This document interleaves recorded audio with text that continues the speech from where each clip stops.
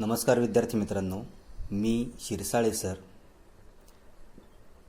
आज आपण इयत्ता 9वी मॅथ्स पार्ट 1 यातलं चॅप्टर नंबर 2 रियल नंबर्स यातला पुढचा पॉईंट सुरू करणार आहोत.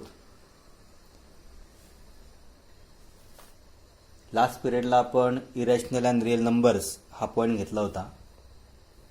Now the next point, that is decimal form of irrational numbers. म्हणजे अपरिमेय संख्येचं दशांश रूप. एखादा नंबर दिल्यानंतर त्याचा स्क्वेअर रूट हा डिव्हिजन मेथडने कसा काढायचा हे आपण याच्या अगोदर शिकलेलो आहोत. So how to find the square root of any number by the division method. That is we know about that. आपण त्यावरची काही एक्झाम्पल पण सॉल्व केलेली आहेत लास्ट इयरला. Now we see about the irrational numbers. So on your textbook page number 23. So 2 examples are given. Square root of 2 and square root of 3. So how to find the square root of 2 by the division method? So one example is given here. So this 2 is given and we find the square root of that number by the division method. So see here. So after 2, put the decimal point and take group of zeros after decimal point. Now this 2 we divide by 1. So 1 1 1. ज्या नंबरने आपण divide करतो तो number पुन्हा add करावा लागतो. So 1 1 1. So 2 minus 1, that is 1. So 1 plus 1, that is 2. After that we take 2 0 on 1, so we get the 100 and put the decimal point here after 1. So in question we put the decimal point. Now we get 100 and here is 2. ज्या वेळेस आपण पुन्हा divide करतो तेव्हा इथं जो digit घेतो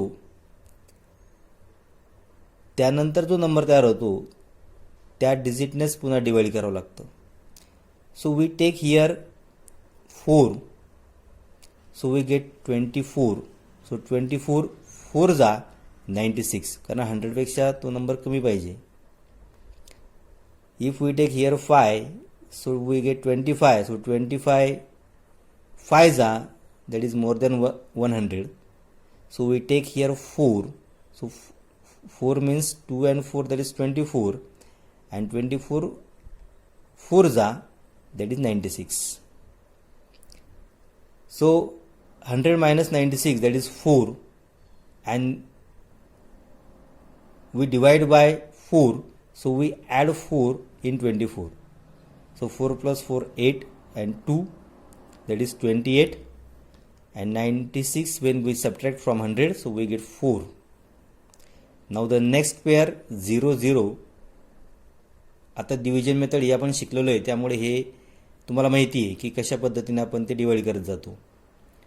so we get here 400. Here is 28. So if we take here 1, so we get 281. So divide by 1 here. We take here 2. So the number form, that is 282. So 282 divided by 2. So that is number we get more than 400. So we take here only 1. So 281 1 za 281. And this one we add in this number, so plus 1, and here we subtract 281 from 400. So we get So 10 minus 1, that is 9, carry 1, 8 plus 1, 9, that is 10 minus 9, that is 1, carry 1, 2 plus 1, 3, so 4 minus 3, that is 1, so 119. And here 1 plus 1, that is 2, 8, and 2, that is 282, and here is 119. So we take next pair, that is 0, 0. So number form, so 11,900, and here is 282. So we take one digit on that number. आता हे कसं calculation करायचं, आपण तो number पाहून त्याचा अंदाज लावून त्याप्रमाणे कोणता डिजिट घ्यायचा आहे तो ठरवू शकतो. So we take here 4. So we get 2824. म्हणजे 4 इथे डिजिट घेतला म्हणजे आपल्याला 4नेच डिवाइड करावं लागतं. So 2824 into 4, then we get this number, that is 11,296. हे तुम्ही एक्झाम्पल सॉल्व करून बघा, तुमच्या लक्षात येईल. याप्रमाणे हे डिव्हिजन मेथडने सॉल्व करत गेल्यानंतर याचा जो कोशंट आहे तो बघा 1.41421, that is infinite times. Dash dash म्हणजे ते अनएंडिंग आहे, ते न संपणारी क्रिया आहे. It means what? When we find the square root of 2 by the division method, so we get the square root of that number, that is 1.41421 dash dash dash. म्हणजे या ठिकाणी ही न संपणारी क्रिया आहे. It means the number after decimal point are unending. या decimal point नंतर हे जे डिजिट येत आहेत हे अनएंडिंग म्हणजे न संपणारे आहेत. It means what? It is non terminating and also non recurring. Non terminating म्हणजे न संपणारी, म्हणजे अखंड चालू राहणारी. अँड नॉन रिकरिंग म्हणजे याच्यामध्ये जे डिजिट येत आहे ते पुन्हा पुन्हा तोच डिजिट किंवा त्या 2 डिजिटचा ग्रुप हा पुन्हा पुन्हा येणारा आहे असं नाही होत. या प्रत्येक डिजिट हा बदलत जातो. इट मीन्स म्हणजे ही क्रिया किती मोठी तयार तुम्ही केली तरी या ठिकाणी कुठलाही डिजिट हा रिकरिंग नाही आहे, म्हणजे पुन्हा येणारा नाही आहे. It means that question is non terminating and non recurring. आणखी जे एक्झाम्पल दिलेलं आहे स्क्वेअर रूट ऑफ 3, ते तुम्ही तुमच्या पुस्तकात जर बघितलं on page number 23. So we get the square root of 3, that is 1.732 dash dash dash dash. This question is also non-terminating and non-recurring. याचा जर का स्क्वेअर रूट फाइंड आउट केला अशाच पद्धतीने तर पुन्हा after decimal point this digit are non terminating and also the non recurring. म्हणजे या ठिकाणी सुद्धा ही कधी न संपणारी क्रिया येणार आणि हे डिजिटांचं पुन्हा पुन्हा त्याची आवृत्ती होत नाही, पुनरावृत्ती होत नाही. प्रत्येक वेळेस तो डिजिट बदलतोय. It means what? What is the which is the irrational numbers?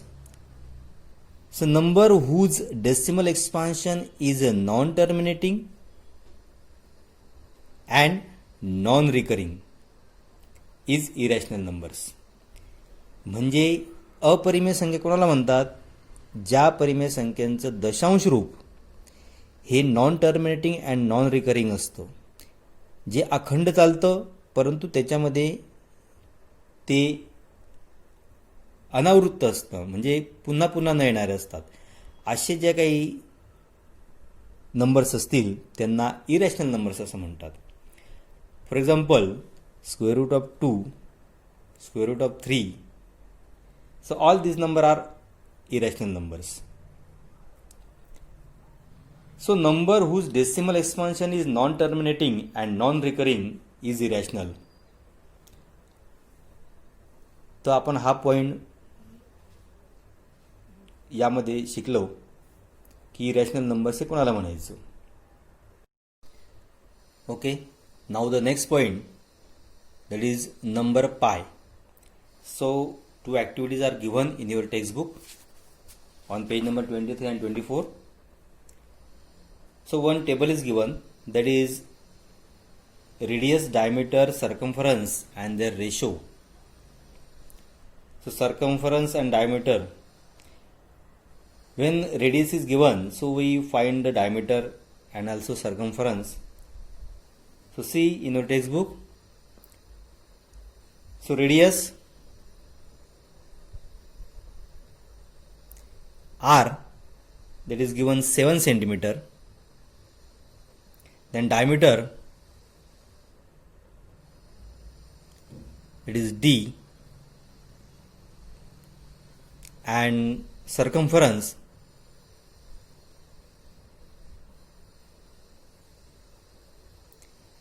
that is c. So in first example, so radius is given and we find the diameter, circumference, and when we find the diameter and circumference, then also we see about ratio. So 7 centimeter radius, so we know about the diameter. So diameter is the twice of radius. It means we know about the formula also. आपल्याला त्याचा formula पण माहिती आहे. So 2 multiplied by r, that is 2 into 7 means 14 centimeter is the diameter. And then how to find the circumference? So radius or diameter is given, then how to find the circumference? So we know about that the formula, that is c is equal to pi d or c is equal to 2 pi r. These two formula we learn in last year also. या पद्धतीने आपल्याला या फॉर्म्युलाने त्याचा circumference किती आहे हा find out करता येईल. So diameter, that is 14 centimeter, it means the value of pi, that is 22/7, and diameter, that is 14, it means 7 1 the 7, 7 to the 14, so 22 multiplied by 2, that is 44 centimeter. So 44 centimeter is the circumference. So when radius is 7 centimeter, then diameter is 14 centimeter, and we find the circumference, so that is 44 centimeter. Now we take the ratio.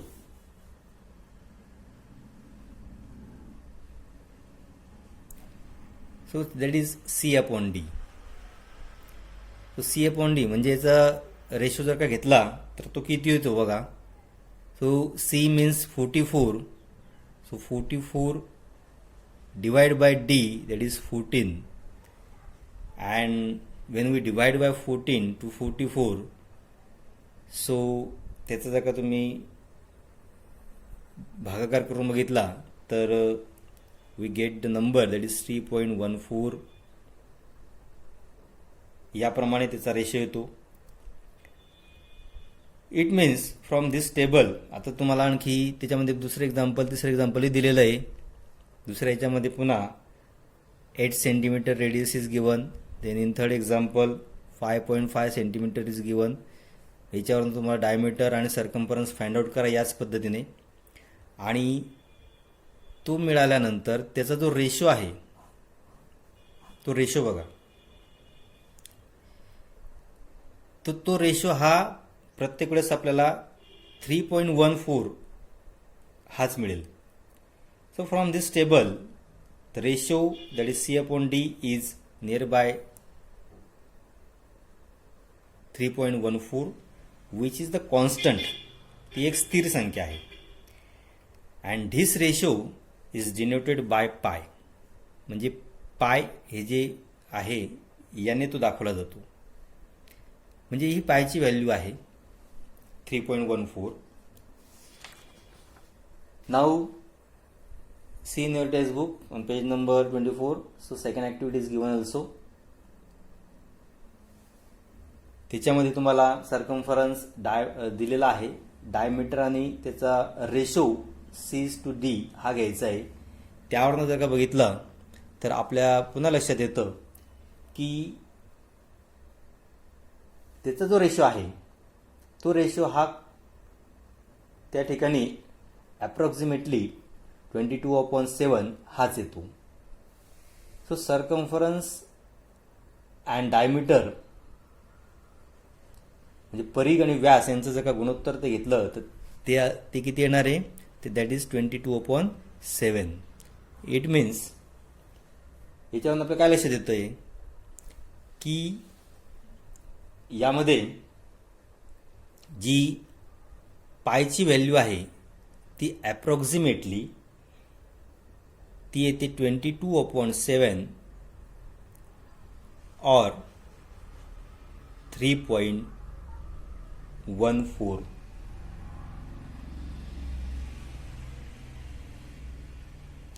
हे पायच्या व्हॅल्यूबद्दलची information या ठिकाणी दिलेली आहे, ती आपण पाहू शकतो. So from above two activities we learn the ratio of circumference of a circle to its diameter is the constant number and which is irrational number, and this constant number represent by the pi, symbol of pi, and so approximate value of pi that is 22/7 or 3.14.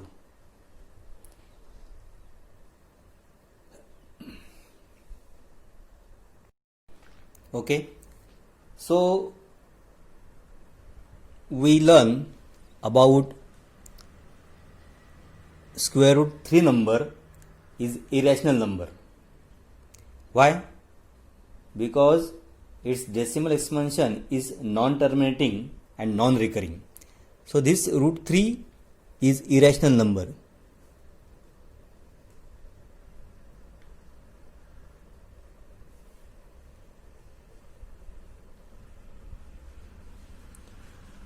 So root 3 is an irrational number because its decimal expansion is non-terminating and non-recurring.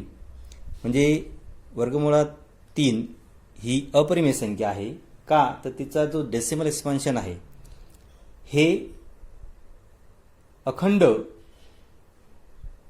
म्हणजे न संपणारं आणि non recurring, ते digit पुन्हा पुन्हा न येणारे आहेत.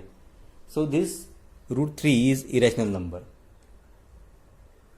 मग आता याच्यावरून आपल्याला आणखी एक पुढचा भाग शिकायचा आहे,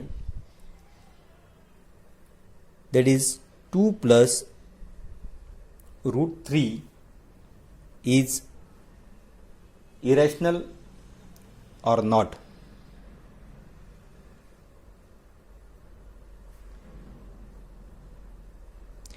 म्हणजे 2 + √3 ही अपरिमेय संख्या आहे किंवा नाही. मग आता हे कसं सिद्ध करणार ते या पद्धतीने आपण सांगू शकतो. Suppose 2 + √3 is not irrational number.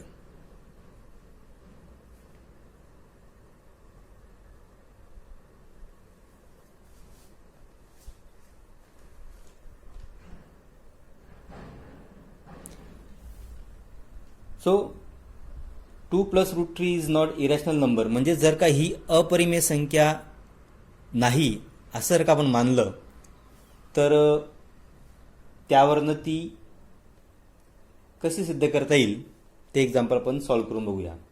So 2 + √3 is not irrational number. So if 2 + √3 is rational number,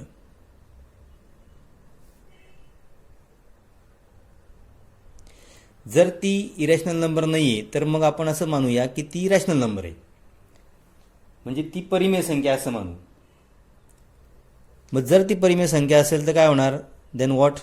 so 2 + √3 is equal to P/Q. म्हणजे या फॉर्ममध्ये ती आहे आपण असं मानू. when this number is not irrational, so we say that is this number is rational number. So rational number means what? The 2 plus root 3 is equal to p upon q, and therefore we get one equation. So this 2 is plus to left hand side, so we subtract this 2 from the right hand side. So which equation we get? So root 3 is equal to p upon q minus 2. Now this left hand side and this right hand side we say here equal. So in this equation we see, so LHS left hand side, that is root 3. It means आत्ताच आपण ते शिकलेलो आहे की route 3 is irrational number. मग या ठिकाणी left hand side ही काय झाली? रूट 3 आली. So root 3, so left hand side is irrational number and this right hand side is rational number. असं जर का आपण बघितलं तर ही लेफ्ट हँड साईड आहे इरॅशनल नंबर, ही राईट हँड साईड आहे rational number, which is contradictory. म्हणजे हे आपल्याला एकमेकांशी जुळत नाही हे दोन्ही स्टेटमेंट, म्हणजे ही विसंगती मिळते आपल्याला. मग ही जर का अशा पद्धतीने विसंगती मिळत असेल, so therefore 2 plus root 3 is not rational number.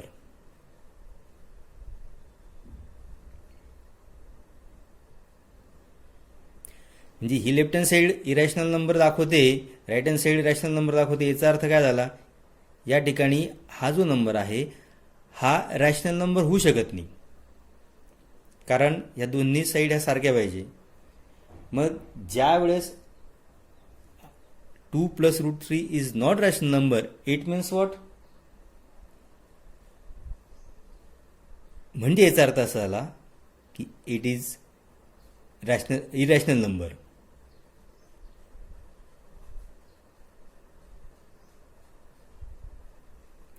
म्हणजे याचा अर्थ ती जर का परिमेय संख्या नाही आहे, याचा अर्थ ती अपरिमेय संख्या असेल. म्हणजे यावरून आपण हे सिद्ध करू शकतो की 2 plus root 3 that is irrational number. Similarly, we can prove another also numbers which is irrational. आपण याच पद्धतीने आणखीनही काही संख्या या अपरिमेय संख्या आहेत अशा पद्धतीने सिद्ध करू शकतो. आपल्याला प्रॅक्टिस सेट 2.2 मध्ये तशी एक्झाम्पल्स आहेत, त्यावेळेस आपण ते बघूया. त्यानंतर काही प्रॉपर्टीज दिलेल्या आहेत. त्या प्रॉपर्टीज जर का आपण बघितल्या तर म्हणजे irrational numbers, properties of irrational numbers on page number 24. Then properties of order relations of real numbers on page number 25. त्या तुम्ही बघा आणि त्या समजून घ्या. Okay, now the next point, that is property order relations on real numbers. म्हणजे वास्तवसंख्या ज्या आहेत या वास्तवसंख्यांच्या क्रमसंबंधामध्ये काही गुणधर्म आहेत, प्रॉपर्टीज आहेत. ज्या प्रॉपर्टीज या ठिकाणी बघा. So if A and B are 2 real numbers, जर ए आणि बी ह्या दोन वास्तवसंख्या असतील, then only one relations hold good. म्हणजे याचा अर्थ त्या ठिकाणी यामध्ये त्यांच्यामध्ये असणारा संबंध जो आहे तो कोणता तरी एकच संबंध असू शकतो. It means which one? That is A is equal to B. म्हणजे त्या दोन्ही वास्तवसंख्या समान असतील, value of that both real numbers that is equal, that is A is equal to B, or B is greater than A, म्हणजे A पेक्षा B मोठी असेल, किंवा A is greater than B, किंवा ए ही बी पेक्षा मोठी असेल. सो म्हणजे याचा अर्थ या तीनपैकी या दोन रिअल नंबर्समध्ये कुठला तरी एकच संबंध असतो. एकतर त्या दोन्ही समान असतील किंवा ए ही बी पेक्षा मोठी असेल किंवा बी ही ए पेक्षा मोठी असणार आहे. याप्रमाणे हे आपण सांगू शकतो. Next second one, that is if B is greater than A and C is greater than B, then C is also greater than A. म्हणजे B ही संख्या A पेक्षा मोठी असेल, C ही संख्या B पेक्षा मोठी असेल, तर C ही संख्या A पेक्षा त्याच्यापेक्षा सुद्धा ती मोठी असणार आहे. तुम्ही जर का एक्झाम्पल त्याचं घेऊन बघितलं तर तुमच्या लक्षात येईल. Next, that is third one. If B is greater than A, then A plus C and B plus C. So sum of these two. So B plus C is greater than A plus C. म्हणजे जर का ह्या दोन वास्तव संख्या असतील तर याच्यामध्ये जर का B ही A पेक्षा मोठी असेल तर अशा वेळेस A plus C is the third number, and B plus C. So sum of these two, that is B plus C is greater than A plus C. If we take example, so if we take 2 and 3 here, now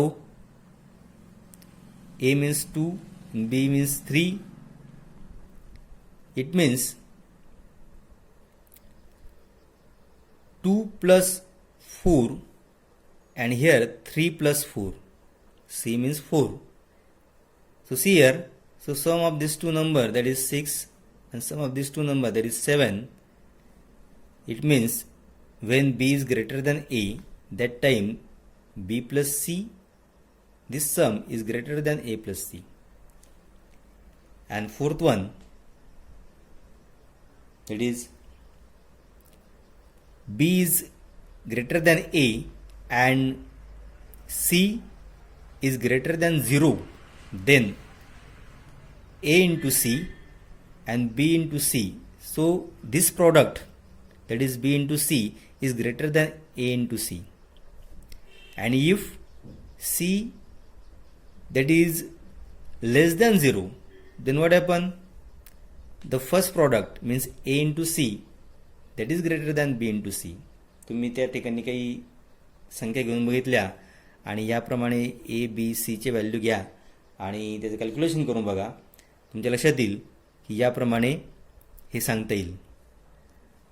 तर अशा पद्धतीने ह्या properties ह्या real नंबरच्या क्रमसंबंधीच्या बाबतीत म्हणजे order relations on real numbers आपण हे सांगू शकतो.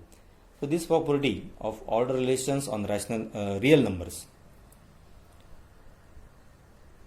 And the last point above practice set 2.2, that is square root of negative numbers.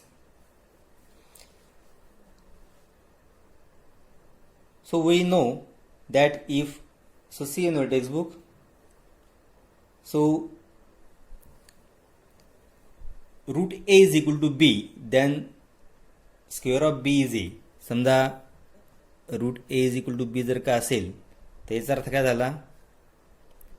Square of B that is A. म्हणजे या संख्येचं जे वर्गमूळ आहे ते जर का बी असेल तर याचा अर्थ याचा स्क्वेअर हा ही संख्या असणार आहे.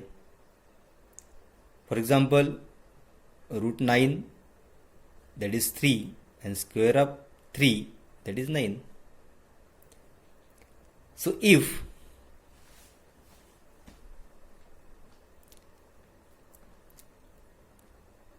root 5 is equal to x, it means square of x is 5.